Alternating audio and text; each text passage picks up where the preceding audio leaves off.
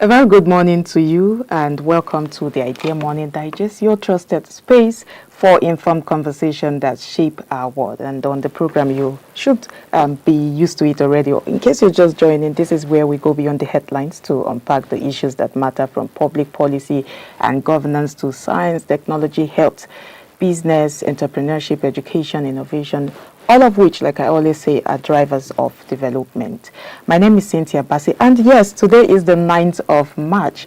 I promise that I won't forget, because today nobody's around to remind me of telling you people about today's date. But then we have a whole lot packed for you, a whole lot lined up for you from across the headlines, where we'll go across the headlines that take you around the major news stories shaping the nations and the world. And then we bring you to the discussion segment, where we'll sit down with our senior in-house analyst on Idea TV to, talk about one of the pressing issues making rounds today, and also providing insight and context that goes beyond the surface. And yes, next, Chidera Okere will be around to give us what's trending, where she will help us explore latest social, cultural, and digital conversations capturing public attention. And finally, we'll bring you the weather report. But before that, let's see the headlines we have this morning. Okay, first story we have is that fuel prices surge as NNPC moves to source foreign crude for Dangote refinery. And then federal government commends ZULUM as 3,000 graduates from Borno vocational training program. Graduate from Borno vocational training program, and Iswap attacks kill army commander soldiers in Borno. And lastly, you'll be seeing that the federal government approves 100 billion naira solar power plan for public institutions. But before that, let's take a quick break and we'll be back. Innovation, development, and... Why is Idea TV the premier African innovation television? Africa's scientific, technological, and entrepreneurial progress and challenges have not always been narrated from within due to financial, leadership, coordination, and capacity challenges, as well as overdependence on external aid. IDEA stands for Innovation, Development, and Entrepreneurship in Africa. IDEA TV shares and creates awareness about the activities, progress, challenges, and opportunity institutions, researchers, students, innovators, entrepreneurs, and policymakers, and how they contribute to development. We promote STEM education, bring science to society, address formal and informal sector innovations, and address unique African developmental issues. We partner with local and global institutions and communities, public and private sectors, NGOs, and donors driving innovation in Africa. We communicate ideas. Our impact? We make evidence and innovation outcomes understandable, useful, and accessible to society. We translate questions, findings, and evidence into stories for communities and policymakers to understand and use. We build capacity for science journalism and innovation in general. Our work facilitates policy around science, technology, and societal. We help to advance knowledge-based economic development. Follow us on all... Good to have you back. You're still watching the Idea Morning Digest. And yes, the first story we have is the Nigeria's fuel price pressure may persist as the Nigerian National Petroleum Company Limited moves to source foreign crude oil for the Dangote Petroleum Refinery through international traders to sustain operations. Officials say the intervention comes as domestic crude supply falls short of refinery demand and global oil prices rise amid tensions in the Middle East. The refinery currently receives about 5 cargoes of crude monthly instead of the 13 required under the Naira for crude arrangement, forcing it to rely partly on imported crude priced at international market rates. Industry analysts warn the move may not immediately reduce petrol prices, which have risen sharply in recent days, with pump prices now exceeding 1,000 naira per litre in several parts of the country, as supply pressures and global market volatility continue to affect Nigeria's energy market. And when we see stories like these about the fuel pricing issue, and especially because of the tension in between the U.S., Israel, and Iran.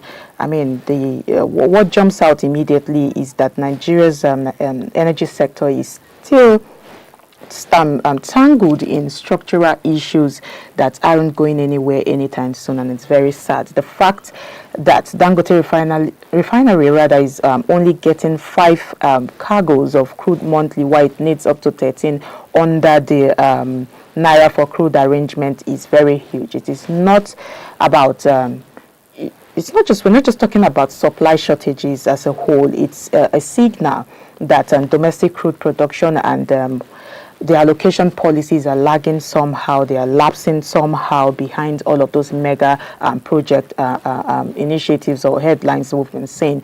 And talking about sourcing crude is a very practical stopgap here, because first of all, let me look at the implications. The implications for Nigerians at the pump is the problem here. That is where it really gets, there the tension rises, because imported crude comes at a global market rate, and that means if prices goes up, the price shocks are very inevitable. We cannot deny that, and we've seen that with the petrol cost from 1,000 naira mark in parts of Nigeria already, in different parts of Nigeria already, and we have to understand that unless there is a policy intervention that either stabilizes domestic crude flow or sort of cushion the end users, this might be a problem. This trend of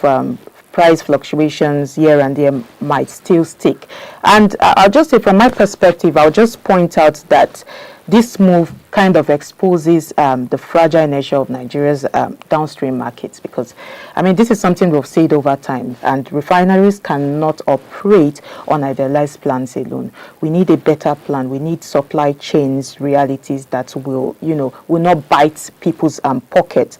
And what's more is even that the global oil market volatility tension in the Middle East, like I mentioned, starting up with OPEC decisions, kind of intersects directly with local politics and economics here. So, and most of the time, a small diplomatic issue abroad can cause a ripple effect, can translate into a huge domestic impact in other parts of the world. And, we can see it obviously is affecting fuel prices. It's something everyday Nigerians rarely see coming until pump hits 1,050 naira and it begins to go up and more. So why some people may say NNPC's moves with supporting Dangote's refinery is kind of good, I see it as a reminder that Nigeria's energy infrastructure is still somehow lagging behind. It's in a state where any single misstep can lead to serious problem, can lead to, and it also shows that external shocks can create, all of those wide economic discomfort. So I'm tired of emphasizing that we should do something about it. We should do something about local refinery. I get that this is what they are trying to do with the Dangote refinery, but I'm not sure about importing crude for Dangote refinery. What are we doing with the crude we have in Nigeria? But then let's move to the next story we have here. Nigeria's federal government has commended Borno State Governor Babangida ZULUM for expanding technical and vocational education after about 3,000 trainees graduated from 9 vocational enterprise institutes and centers across the state. In a statement released yesterday by the Federal Ministry of Education, the Minister of Education, Maruf Tunji Elausa, said the initiative is empowering young Nigerians with practical and employable skills. Each graduate also receives starter packs and a 100,000 naira entrepreneur grant to help them begin small businesses. The minister added that the program supports the renewed hope agenda of President Bola Ahmed TINUBU as the federal government continues a nationwide technical and vocational education and training program expected to provide about 250,000 training opportunities for young people across the country. I think this one looks like something we should, this is one of those stories, this is one of those news we see, and it looks like something we should celebrate, and rightly so. It's something we should celebrate. It's a commendable effort from the Borno State Governor, but I'm also looking at it from another angle that most of us may not really look at. Some of us may see it from that angle too. First of all, Governor ZULUM is often in the news. I mean, is often in the news, especially because of the security issues over there in the Northeast. But this shows a long-term vision, even with the attendant, negative effects of insecurity in that part of Nigeria.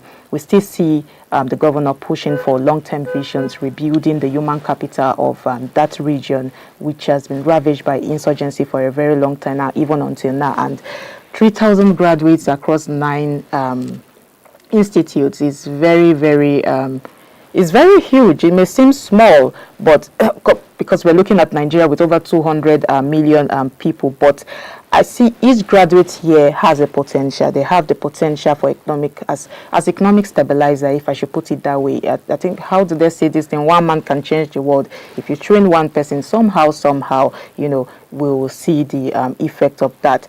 And that startup packs with,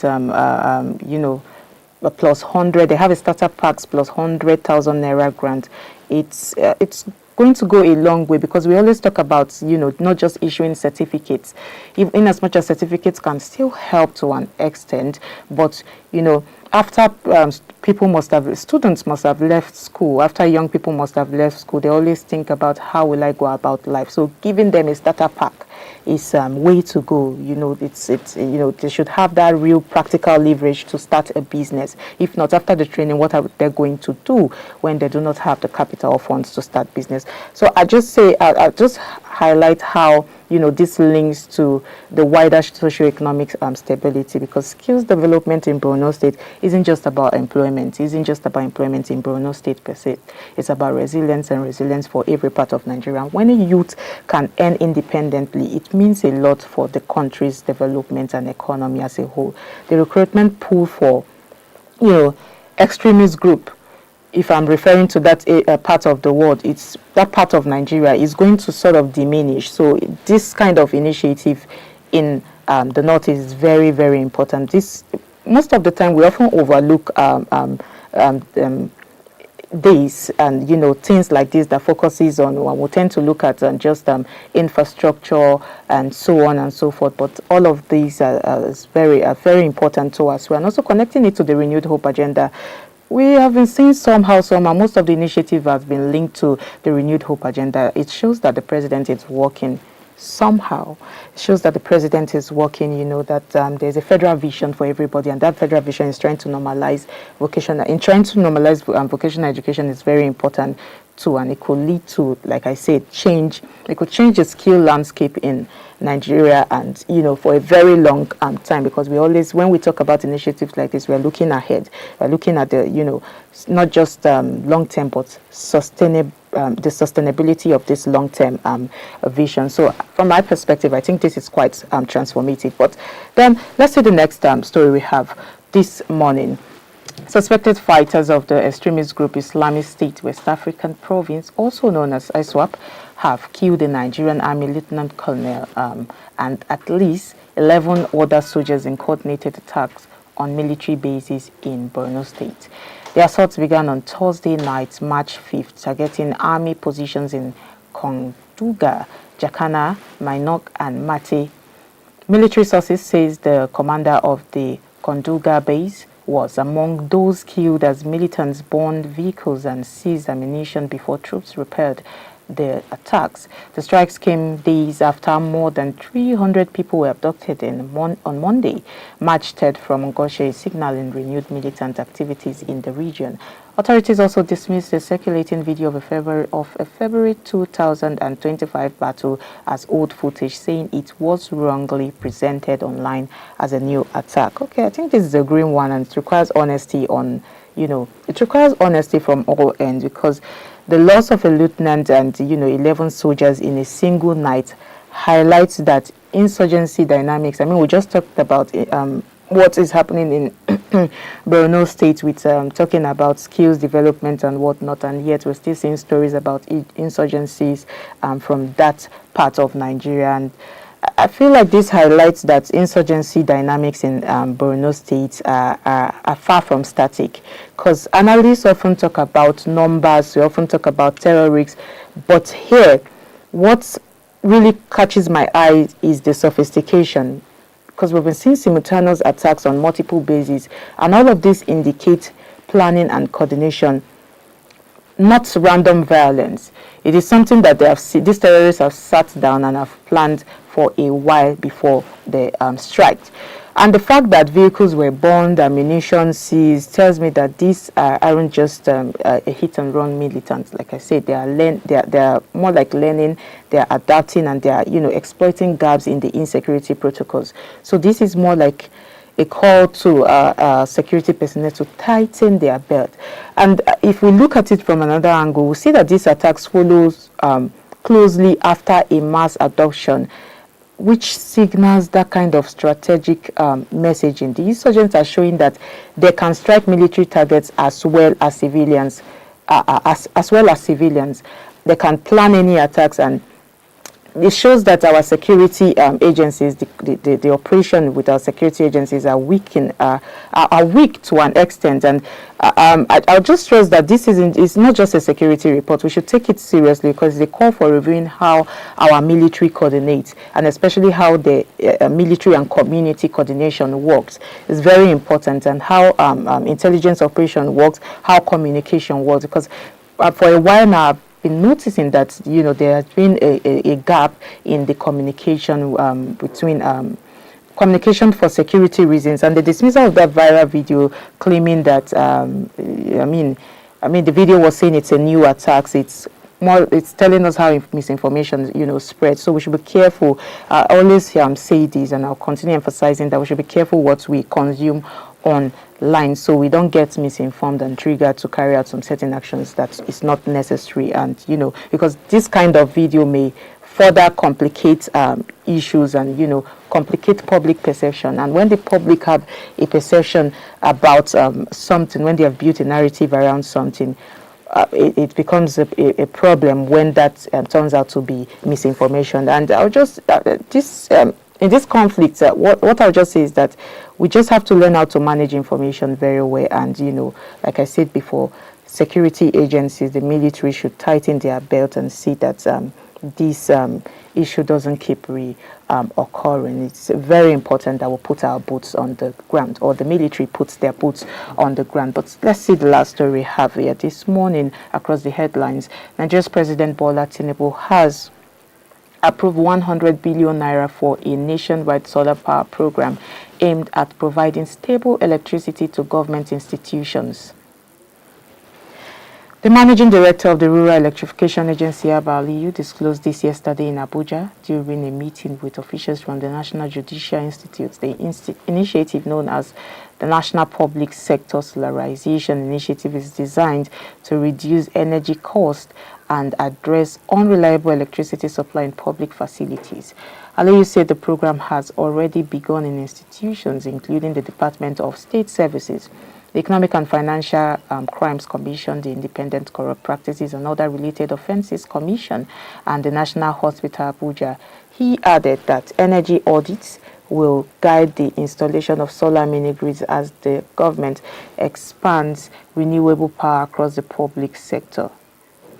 Okay, I think this is fascinating because it sort of blends policy, economics, and climate awareness, and in a way that we really emphasize. 100 billion is not a token figure. I think it's a serious investment in this energy independence for public institutions, especially because I'm very particular about this news, because it is for public institutions. We'll be talking about how we can empower public institutions with different developmental, programs and initiatives, and this is one of them, because the focus on institutions like what do they call it, EFCC, DSS, and the National Hospital shows that government wants practical and wants critical public infrastructure to be insulated from all of this electricity instability, which is a subtle but I think strategic approach, because we just saw that the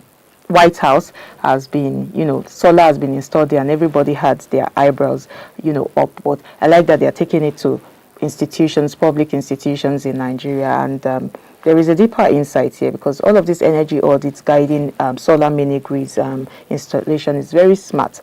Nigeria has often disregarded this. We've often thrown money at, energy solutions without proper data-driven planning.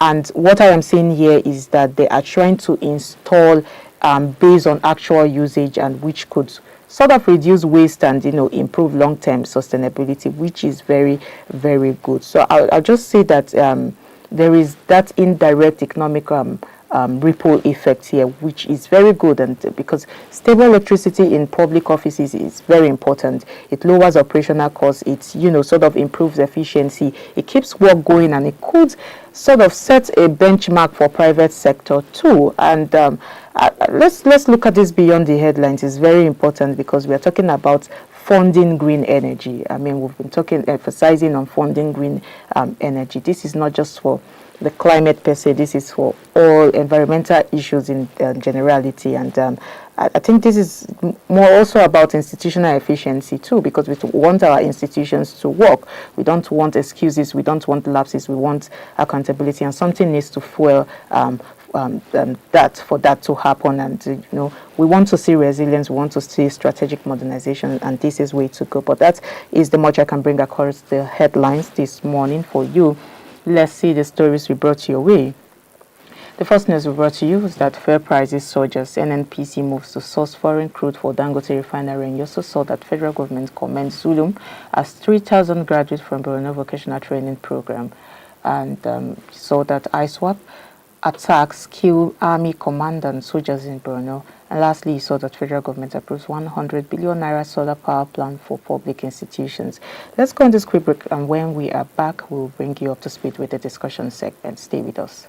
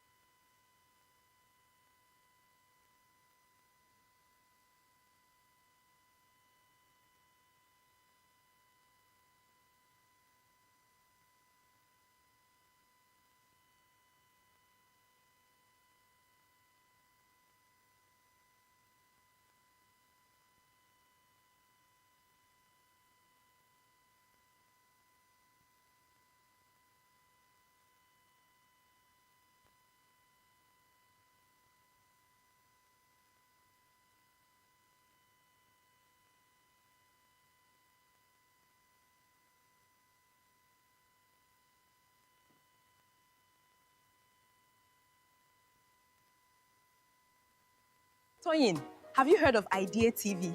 Yes, it is a specialized TV station, the first innovation television in Africa. Oh, thank you. That's exciting, Am. IDEA is an interesting name, Hari. IDEA stands for Innovation Development and Entrepreneurship Africa. Even the normal meaning of idea is aligned to its work. That's so cool. Nigeria and Africa needs this. Correct. It's something special. It simplifies and brings science and technology to Africans. Oh, exactly. We need this. It sounds informative and educational. It is different from Nollywood, entertainment, and political TV. I agree with you. It's so different. Instead of too much politics, it focuses on government policies that support development and their implementation. Instead of too much showbiz, it presents technologies that support them. I am excited. What are their key areas of focus? IDEA TV focuses on research, innovation, science, technology, entrepreneurship, and related education and policies to the benefit of society. Let's go and make more research about IDEA TV. You mean that they discuss the research and discoveries that comes out of universities and research in Nigeria and across Africa? We have at least 270 universities and over 66 research agencies in Nigeria alone. Apart from graduating students, we don't know what comes of these institutions in terms of research to support our development. Does IDEA TV also shine light on innovation and policies of ministries, as well as innovation from the private sector? It does all that. Also, it advocates for voiceless entrepreneurs and artisans. It also promotes STEM education for our children. They have also trained many youth corpers and interns in their only 2 years of existence. What is STEM education? STEM is science, technology, engineering, and mathematics, and IDEA TV has programs that support these for our children. OMG! Are they based here in Nigeria? Yes, their head office is in Abuja.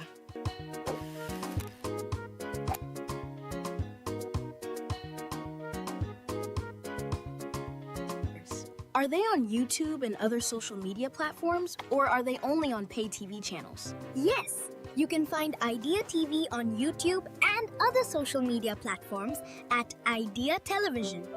They have Nigeria Broadcasting Commission's license and will soon be available on some pay TV channels such as DSTV, GoTV, StarTimes, or SL channels.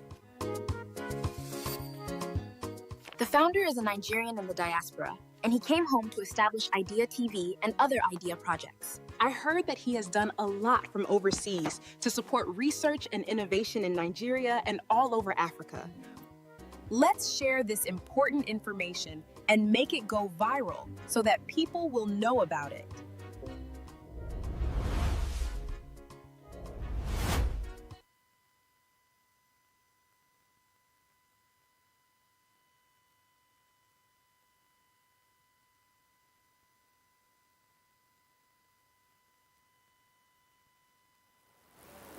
Welcome back. You are still watching the IDEA Morning Digest, and it's time for the discussion segment where we'll be talking about teenage pregnancy in northern Nigeria, emerging trends, and the implications.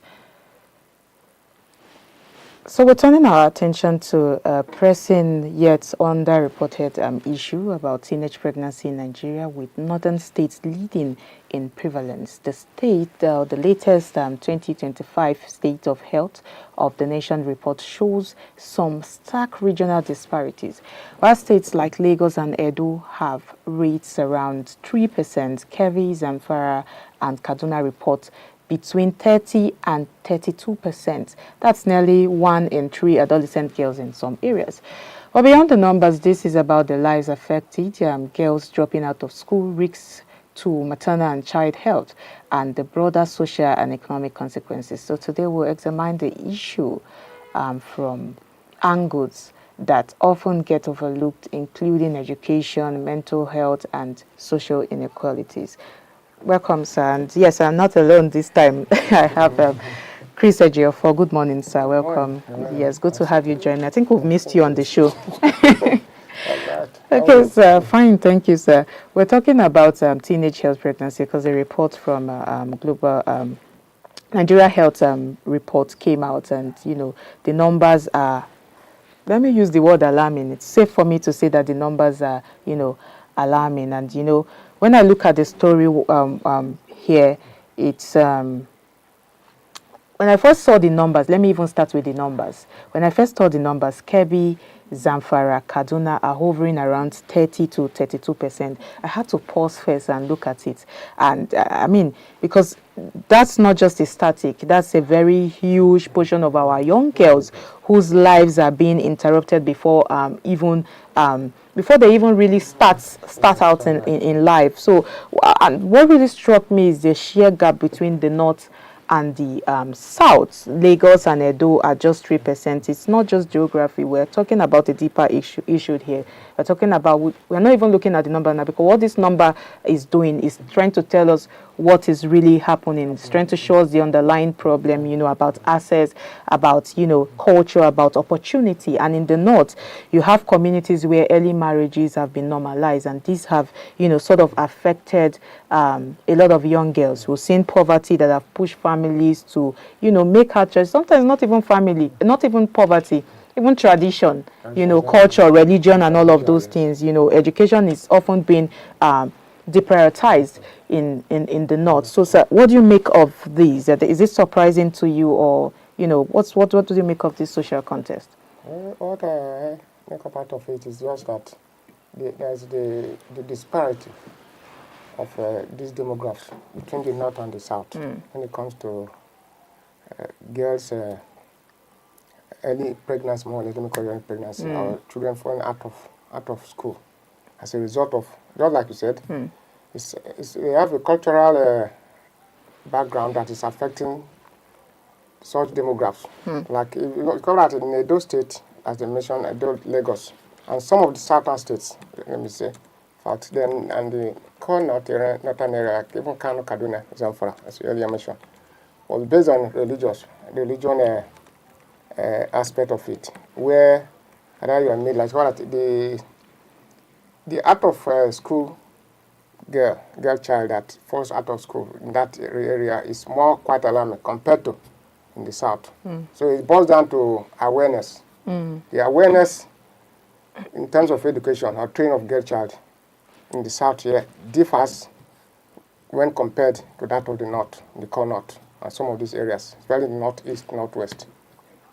It all comes down that our religious leaders has to come into play, understand, and the culture of making believe that the girl child in the north can easily be thrown into marriage at early age, either for monetary purpose or economic deficiencies in that area. Then allow the girl child to get married at early stage, thereby abandoning the core aspect of education and training them, which is not what is obtainable most in the south. Go in the south, a family in the south, let me say in south, Edo, Delta, whatever, Lagos State, can go hungry just to make sure that they train the girl child. The same thing with the male child. It's not just the girl child. Understand? But in the north, you see, the emphasis is more of training the girl child as against even the male child. That's why you see why you have marriages and the rest. Understand? But then even the girl child, they are given out to early marriage. So against because of that, you can see the disparity between the north and the south when it comes to training girl child. So that's what is happening there, and this perception has to change. If you want to equal, because you train people when you're training an economic base status. When it comes like girls or young people, you don't discriminate whether girl or child. You have to give everybody equal opportunity. Exactly. Speaking about education, because this is something that often gets mixed. Education is, it's no longer news that we always say that education is a pathway to jobs. It's it's literally that shield for these girls. And I was struck by the drop off from 34% among girls with no schooling to just 4% for post-secondary school graduates. Because before, just like you said, they still give priority to the girl child's education in the north more than even in other parts of compared to the boy child in the north. That's why when I saw the percent from 34% among girls who with no school education to just 4% with for post-secondary school, graduate. I think that's dramatic because it shows that keeping girls in school does more than teach them, English, teach them, what they need to go and learn in school, teach them algebra and whatnot. But it sort of give them that agency, that knowledge. So do you agree with me? Because I'm just trying to, put it in essence that in as much as you say they send the girl child in that part of the Nigeria to school more than the male child, but it's showing here that from the data that it dropped to 4%. That the amount of what do they call them, out of school girls was the highest number of these people with teenage pregnancy. So are we saying that education here is not really working, or are people not really taking education seriously, even if the government is trying to, bridge that gap? Because I'm not seeing, I think when we talk about communities where schooling for girls is not prioritized, I just feel like it's not laziness, it's not about safety. I just feel like it could be about distance, it could be about social norms, it could be about what they have believed for a long time. Because when you go to, most of the northern states are not really developed. Yes, permit me to say that they're not really developed. So if you can walk from one place to another for a very long time before you can. I mean, in most rural parts of Nigeria. So from my perspective, I'm just saying any program to reduce teenage pregnancy that doesn't tackle with schooling access is, I think we are sort of missing the point, and we're talking about life trajectories here. So what do you make about, education as protection? Should they strengthen education in that part of the world, or? Not strengthen in terms of training. It's just it's more level a social culture that the perception has to change. That training a girl child is as equally as good as training a male child.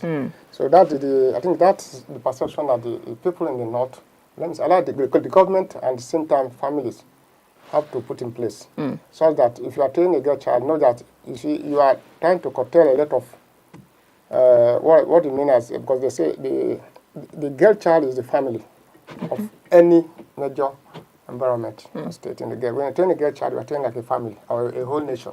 Understand? So what it matters is shows that education changes the perception of an individual girl child in this situation.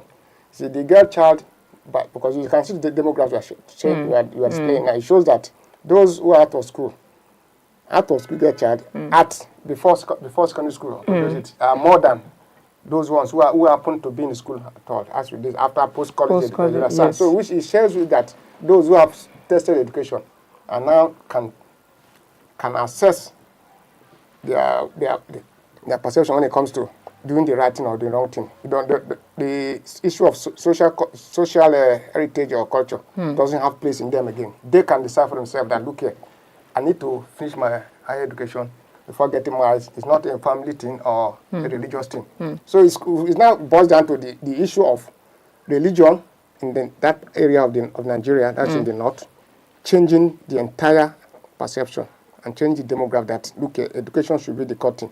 Whether primary or secondary school, at any level, should train the girl child. Train them, making sure that so that they can now think the other areas, making sure that their economic aspects of life changes. Because education will change them and change their perception. That, look, it's not just marriage. Because marriage now, in this case, they call it the early pregnancy comes in, even before the marriage. Because some of them don't know they are left from the right in terms of education. The education has made them to believe that, look here, education is not the main thing in life that cannot change, that it can't change their life. And because of that now, it's called that their thinking is no longer what it's supposed to be. It's rather than the idea just to get married, or if you don't get married, then get pregnant and fall out of school. And therefore affecting the economic demographic of the northern area as compared to the south. So the idea is that it should be a national because of that now. Because they are thinking not international policy. No states in the north makes it their own state policy that a girl child must attain certain education before getting pregnant or being given out for marriage. So in that they begin to bridge the gap between what's happening in the south. Though the gap is wide anyway. Then it has to be bridged.